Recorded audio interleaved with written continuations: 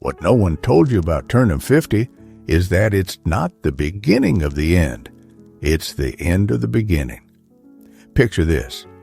You spent the first half of your life building a house, room by room, following blueprints that others handed you. At 50, you finally have the keys to tear down the walls that never belonged to you in the first place. Let me ask you something. When you were 25, did you think 50 would feel like this?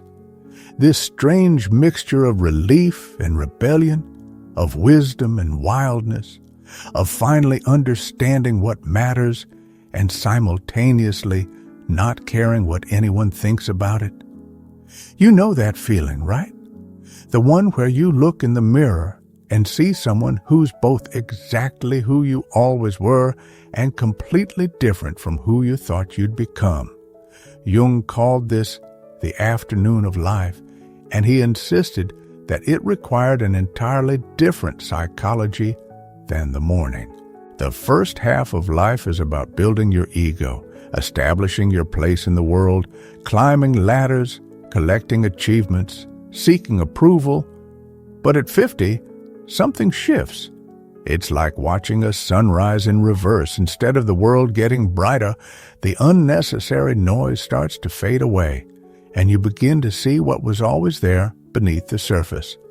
The secret that no one tells you is that 50 isn't about decline. Yeah, it's about distillation. You're not losing your edge, you're finding your essence. Think of it like this. Imagine you've been carrying a heavy backpack for decades, filled with other people's expectations, societal pressures, and the need to prove yourself. At 50, you finally have permission to set that backpack down and walk with just what you actually need. But here's what makes this transition so disorienting and why no one really prepares you for it. Our culture is obsessed with youth, with the energy and ambition of the first half of life. We celebrate the 30-year-old entrepreneur, the 40-year-old executive climbing the corporate ladder, the relentless pursuit of more, bigger, faster. But we have no roadmap for the deeper, quieter work of the second half. We don't talk about the psychological shift that happens when you realize that the game you've been playing might not be the game you want to win. Jung understood this better than anyone. He saw that around midlife, the psyche naturally begins to turn inward. The external achievements that once drove you start to feel hollow. The opinions of others carry less weight. You begin to ask different questions, not how can I be successful, but how can I be authentic? Not what do I want to achieve, but what do I want to become? This is the great secret of turning 50. It's not about what you're losing. It's about what you're finally ready to find.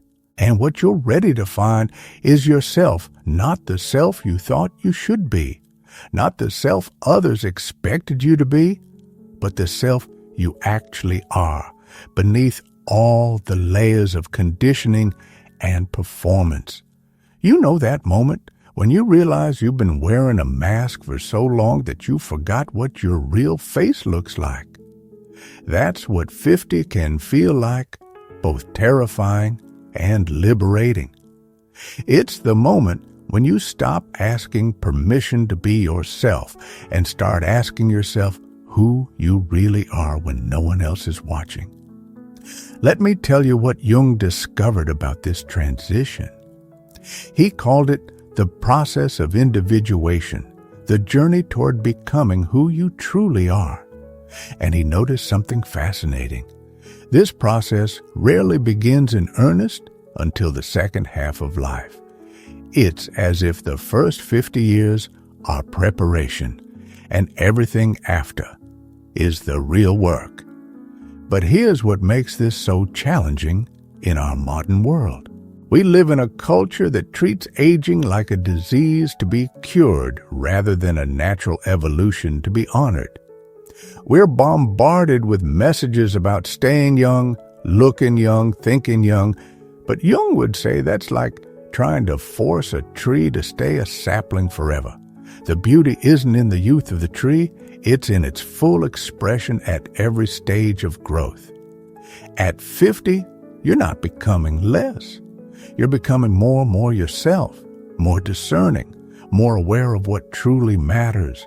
It's like finally learning to speak your native language after decades of speaking and translation. Suddenly, you can express things you never had words for before. Think about it this way. Imagine you've been living in a house with all the lights on, trying to see everything at once. At 50, you start turning off the lights in the rooms that don't matter, and the rooms that do matter become illuminated with a clarity you never had before. You're not seeing less, you're seeing more clearly. One of the most profound shifts that happens around 50 is the relationship with time. In the first half of life, time feels infinite. You have time to waste, time to figure things out, time to make mistakes and start over. But at 50, you begin to feel the weight of time's limits. And paradoxically, this limitation becomes a gift. When you know your time is precious, you stop spending it on things that don't matter. You know that feeling when you're reading a book and you realize you're not enjoying it, but you keep reading anyway because you started it. That's what the first half of life can feel like, continuing with jobs, relationships, habits, and beliefs, simply because you started them. At 50, you finally give yourself permission to put the book down and pick up something that actually speaks to you.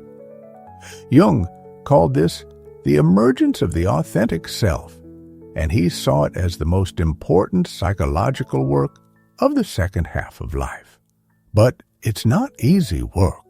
It requires you to confront parts of yourself you've been avoiding, to question beliefs you've held without examination, to release identities that no longer serve you. Let me ask you something else. Have you noticed how, as you approach or pass 50, certain things that used to matter intensely just don't anymore? The promotion you would have killed for at 35 feels less important. The social events you used to feel obligated to attend feel draining. The need to be liked by everyone starts to feel like a burden you're ready to set down. This isn't apathy. This is wisdom. It's your psyche naturally beginning to prioritize what Jung called the sacred over the secular. You're not becoming less ambitious. You're becoming more selective about what deserves your ambition. You're not becoming antisocial. You're becoming more intentional about how you spend your social energy. But here's where it gets interesting. Just as you're letting go of external validation, you often find yourself drawn to deeper questions. What is the meaning of my life? What legacy do I want to leave? What would I do if I knew I couldn't fail? What would I do if I knew I only had 10 years left? These aren't morbid questions. They're liberation questions. They're your psyche's way of saying, okay, we've played by everyone else's rules long enough. Now, what do you actually want? Jung believed that the second half of life had a fundamentally different purpose than the first half. The first half is about expansion, building your ego, establishing your place in the world, accumulating experiences and achievements. The second half is about integration, bringing together all the pieces of who you are into a coherent whole. This is why 50 can feel so disorienting. You're not just getting older, you're undergoing a psychological transformation. You're moving from a life organized around external success to a life organized around internal meaning. It's like switching from a foreign language you've been speaking fluently to your native tongue. Suddenly, everything sounds different, even though you're saying the same words. And here's something beautiful that happens in this transition. You start to see patterns in your life that you never noticed before. The experiences that seemed random or meaningless at the time begin to form a coherent narrative. The struggles that felt like setbacks reveal themselves as necessary preparation. The pieces of your life that seemed disconnected start to form a mosaic that makes sense. You know that feeling when you're doing a jigsaw puzzle and suddenly you see how all the pieces fit together? That's what 50 can feel like, not just with your past, but with your future. You begin to see not just where you've been, but where you're meant to go. But let's be honest about something. This transformation isn't always comfortable. There's a reason Jung called it a crisis. When you start questioning everything you've built your life on, when you start letting go of identities that no longer serve you, when you start prioritizing authenticity over approval, it can feel like everything is falling apart. But here's what Jung understood. Sometimes things need to fall apart before they can come together in a way that actually works. Sometimes you need to deconstruct the life you thought you wanted to discover the life you actually need. Think of it like renovating a house. You can't just paint over the problems and call it fixed. Sometimes you need to tear down walls, rip up floors, and start over. It's messy, it's disruptive, and it's absolutely necessary if you want to create something that truly serves you. At 50, you're not just renovating your life, you're renovating your relationship with life itself. You're learning to value depth over surface, quality over quantity, meaning over achievement.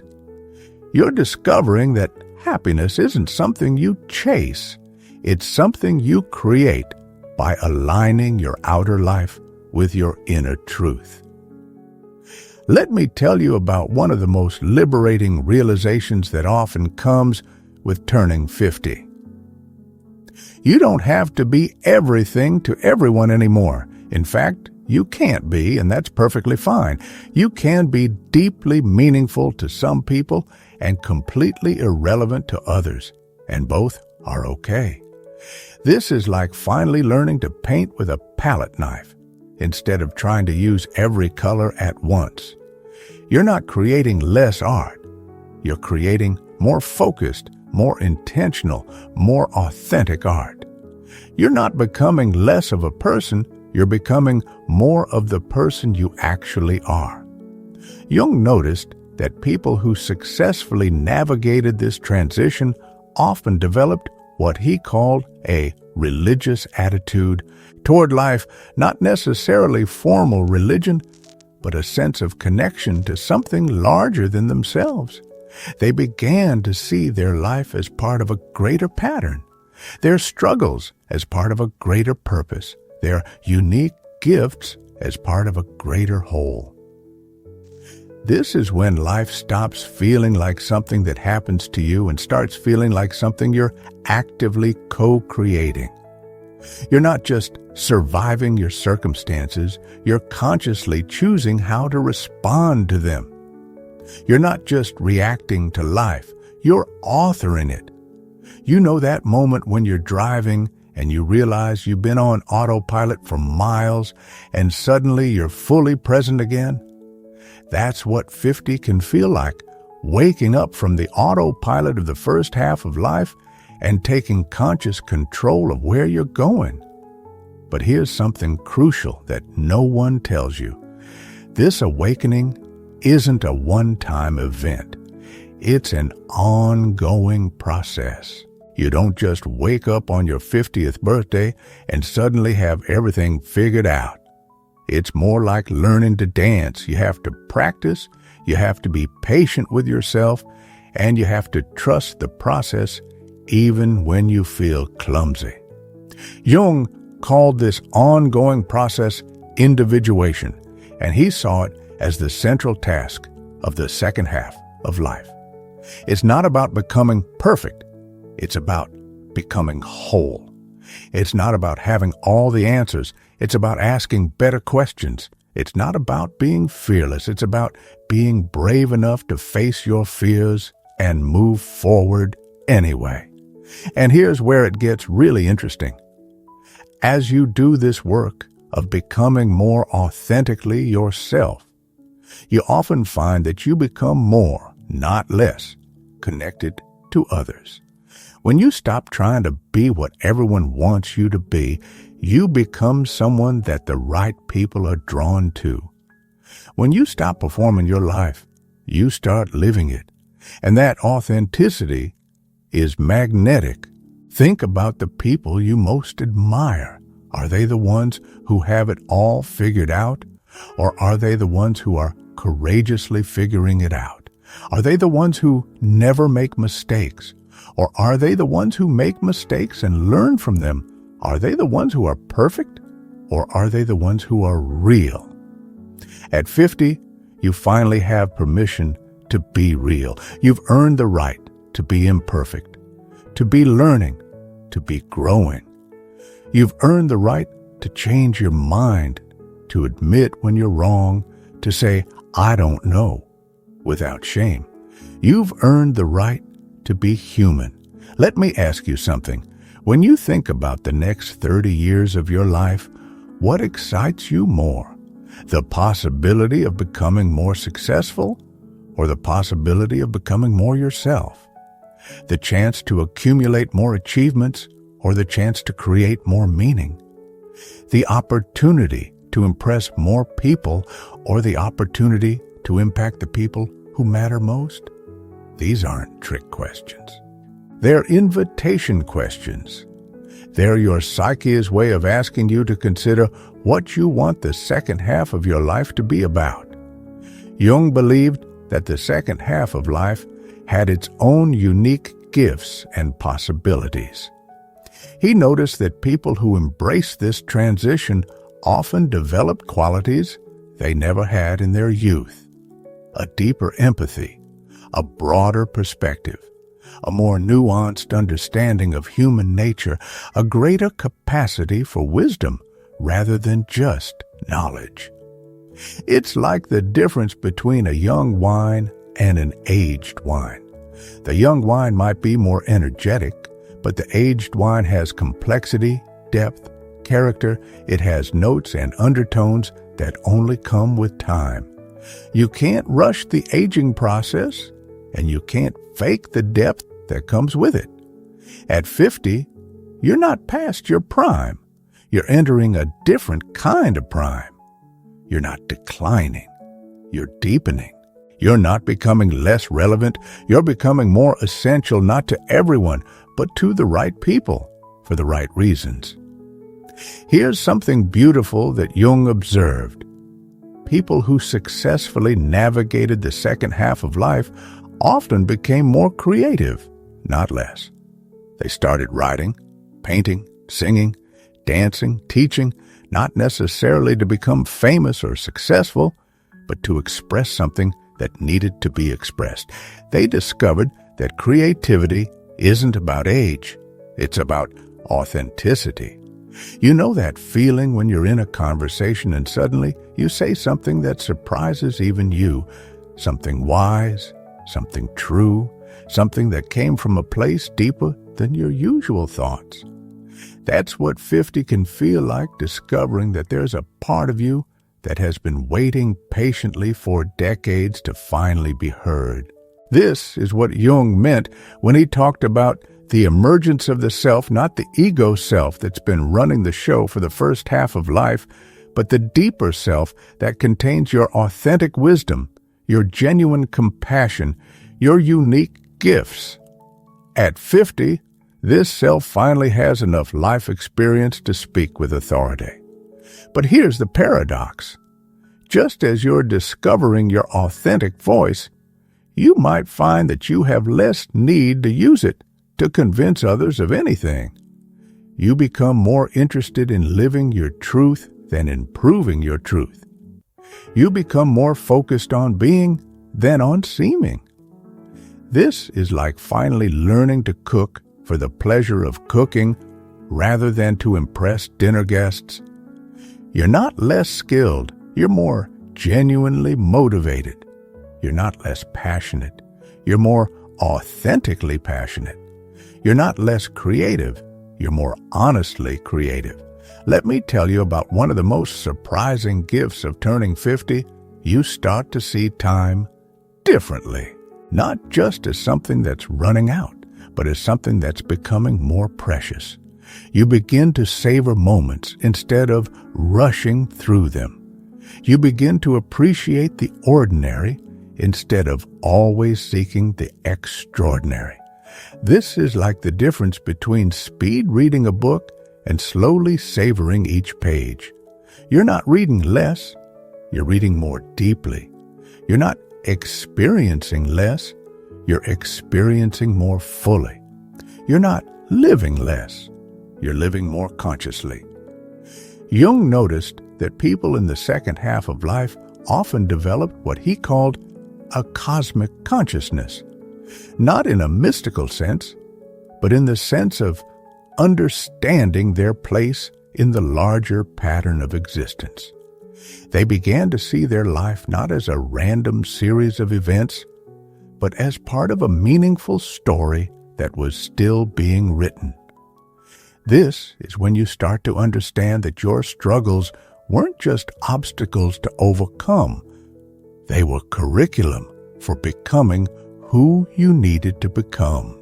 Your failures weren't just mistakes to regret. They were lessons that prepared you for wisdom. Your pain wasn't just something to endure.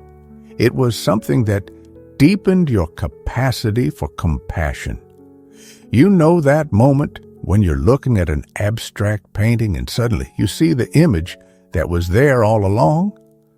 That's what 50 can feel like, suddenly seeing the pattern in your life that was always there, but you were too close to see it before. And here's something profound. As you begin to see this pattern in your own life, you begin to recognize it in others. You develop what Jung called the wounded healer archetype, the ability to help others, not because you have all the answers, but because you've walked through the questions yourself. This is when you stop trying to fix people and start simply witnessing them. You stop trying to save people and start simply serving them. You stop trying to change people and start simply accepting them. It's not that you care less, it's that you care more wisely. At 50, you're not becoming less empathetic. You're becoming more discerning about how you use your empathy. You're not becoming less generous. You're becoming more intentional about how you share your gifts. You're not becoming less loving. You're becoming more selective about where you direct your love. Think about it like this. Imagine you've been scattering seeds everywhere, hoping something would grow. At 50, you start choosing the soil more carefully, tending the garden more mindfully, and trusting the process more deeply. You're not planting less. You're planting more purposefully. Jung believed that the second half of life was when people finally had the psychological resources to tackle the big questions. What is the meaning of existence? What is my unique contribution to the world? How do I want to be remembered? What wisdom do I want to pass on? These aren't questions you can answer at 25 or 35. They require the kind of life experience that only comes with time. They require the kind of self-knowledge that only comes with reflection. They require the kind of courage that only comes with having survived your own life long enough to see the patterns. But here's what makes this so exciting. These questions don't have to be answered all at once. They can be lived into, explored, experimented with. The second half of life isn't about finding the one right answer. It's about discovering the questions that make your life worth living. Let me ask you something. What would you do if you knew you couldn't fail? Not in the sense of guaranteed success, but in the sense of knowing that failure is just information, not judgment. What would you explore if you knew that the process was more important than the outcome? At 50, you finally have enough life experience to know that failure isn't the opposite of success. It's part of success. You've failed enough times to know that you can survive it. You've made enough mistakes to know that they're not the end of the world. You've been wrong enough times to know that being wrong is how you learn to be right. This is incredibly liberating. It means you can take risks you never would have taken at 30. Not reckless risks, but calculated risks based on knowing yourself and trusting your judgment. You can experiment with your life because you know that experiments sometimes fail, and that's okay. Jung called this the development of what he termed the transcendent function, the ability to hold opposites without being torn apart by them. You can be both confident and humble, both ambitious and content, both independent and connected. You don't have to choose one or the other. You can be both. This is like learning to play jazz instead of just reading sheet music. You're not abandoning structure. You're learning to improvise within structure. You're not abandoning rules. You're learning which rules serve you and which rules you've outgrown. At 50, you're not becoming less disciplined. You're becoming more discerning about what deserves your discipline. You're not becoming less committed. You're becoming more selective about your commitments. You're not becoming less responsible. You're becoming more responsible to yourself as well as to others. Here's something beautiful that happens as you move through this transition. You start to see your life as a work of art that you're actively creating. Not a perfect work of art, but an authentic one. Not a work of art that everyone will understand, but one that expresses something true about who you are.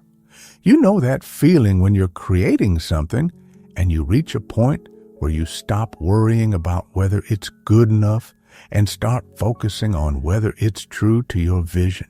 That's what 50 can feel like, shifting from trying to create a life that looks successful to trying to create a life that feels authentic.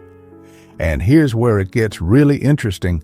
As you do this work of creating an authentic life, you often find that you become more attractive to others, not less. Not attractive in the sense of trying to please everyone, but attractive in the sense of being genuinely interesting, genuinely wise, genuinely yourself. Jung noticed that people who successfully navigated the second half of life often developed what he called presence, not the kind of presence that demands attention, but the kind of presence that invites connection. They became the kind of people that others wanted to be around, not because they were entertaining, but because they were real. This is like the difference between a flashy neon sign and a warm fireplace. The neon sign might catch your eye, but the fireplace draws you in and makes you want to stay. At 50, you're not trying to be the neon sign anymore. You're learning to be the fireplace. Let me tell you about one of the most profound shifts that happens around 50. You start to understand that your life is not just about you. Not in the sense of sacrifice or self-denial, but in the sense of recognizing that your individual journey is part of a larger human story. This is when you begin to see your struggles as universal rather than personal. Your pain becomes a way of understanding others' pain. Your healing becomes a way of contributing to collective healing. Your growth becomes a way of modeling possibility for others. Jung called this the emergence of the collective unconscious, In individual consciousness, you begin to see that your personal work is also transpersonal work. Your journey toward authenticity becomes a gift to everyone around you because it gives them permission to be authentic too. This is incredibly meaningful. It means that your life matters not just to you, but to the larger human family. It means that your healing contributes to the healing of the world. It means that your growth makes growth possible for others. But here's the beautiful paradox. The more you focus on your own authentic development, the more you naturally contribute to others. The more you become yourself, the more you have to offer. The more you heal your own wounds, the more you can help others heal theirs. At 50, you're not becoming more selfish. You're becoming more self-aware. And self-awareness, paradoxically, is the foundation of genuine service to others. You can't give what you don't have. You can't heal what you haven't healed. You can't teach what you haven't learned. This is like learning to put your own oxygen mask on first before helping others. You're not being selfish. You're being responsible. You're not being self-centered. You're being self-aware. You're not being narcissistic. You're being necessary. Jung believed that the second half of life was when people finally had the psychological resources to make their unique contribution to the world.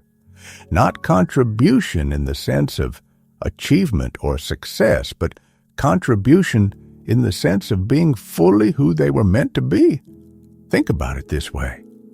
The world doesn't need another version of someone else. The world needs the first version of you.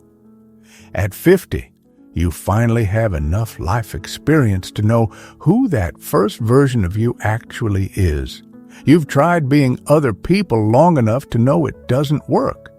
You've worn enough masks to know they're uncomfortable. You've played enough roles to know they're not sustainable. Now, you get to be yourself. Not the self you think you should be, not the self others want you to be, but the self you actually are when no one else is watching. And that self, Jung would say, is not just your gift to yourself. It's your gift to the world. Let me ask you one final question. If you could go back and tell your 25-year-old self one thing about turning 50, what would it be? Would you tell them to be afraid? Would you tell them to fight it? Would you tell them to hold on to youth at all costs? Or would you tell them something different? Would you tell them that 50 is not the end of anything, but the beginning of everything that matters? Would you tell them that the best years are not behind them, but ahead of them? Would you tell them that aging is not about losing themselves, but about finding themselves? Jung would say that the second half of life is not about decline. It's about distillation. It's about becoming more concentrated, more essential, more yourself. It's about trading the exhausting work of trying to be everything to everyone for the satisfying work of being something meaningful to someone. At 50, you're not becoming less. You're becoming more authentic, more discerning, more wise, more compassionate, more real. You're not fading away. You're coming into focus. You're not ending, you're beginning. The secret that no one tells you about turning 50 is this. It's not about what you're losing. It's about what you're finally ready to claim. And what you're ready to claim is not just your age, but your wisdom. Not just your experience, but your authenticity. Not just your past, but your purpose. You spent the first half of your life becoming who you thought you should be. Now you get to spend the second half becoming who you actually are. And that person, that authentic, wise, experienced, compassionate person, is not someone to mourn. That person is someone to celebrate. You've always been the one you've been waiting for. Now, finally, you see it.